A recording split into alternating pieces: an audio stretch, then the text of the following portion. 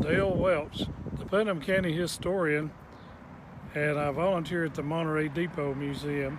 We're standing on Harristown Road at the intersection with Old Walton Road. During the very early 1800s, the Harristown Road and on through around to Clark Range Road down was called the Marchbanks Turnpike, or the Emory Road. The Walton Road and the Emory Road were both toll roads. The Emory Road went from Standing Stone all the way to Montgomery, which was the county seat of Morgan County. The Walton Road went from Fort Southwest Point, which is just south of present-day Kingston, to Captain William Walton's ferry boat, which was in Carthage.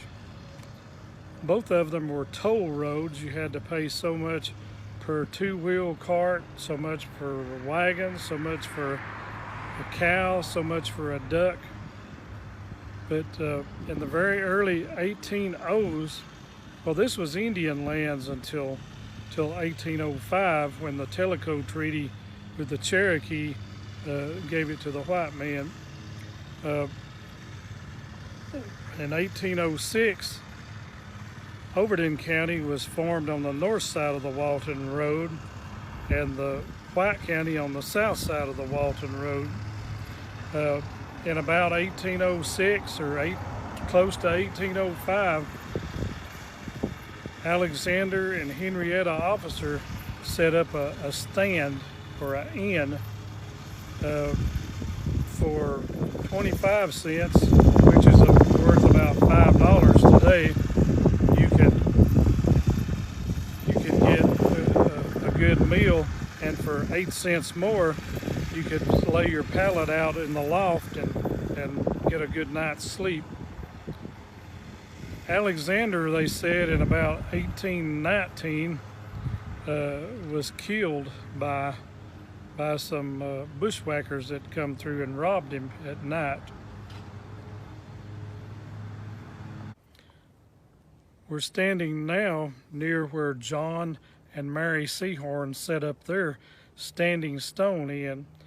We're on the Woodcliff Road now, but at the time it was called the Walton Road. John and Mary came from Dandridge, Tennessee, and opened up their stand here. It was a pretty popular place. Even Andrew Jackson stopped here when he was the Attorney General of Tennessee, and later as president. Their daughter, Catherine Seahorn, remembered as when Andrew Jackson came once, the very first pocket watch she saw belonged to him, and he was timing his 3-minute eggs over the fire. John Seahorn, after he got here, was just here for about 3 years before he died, but that left his wife to run the inn on and on. The Walker family came through here on their way to Arkansas.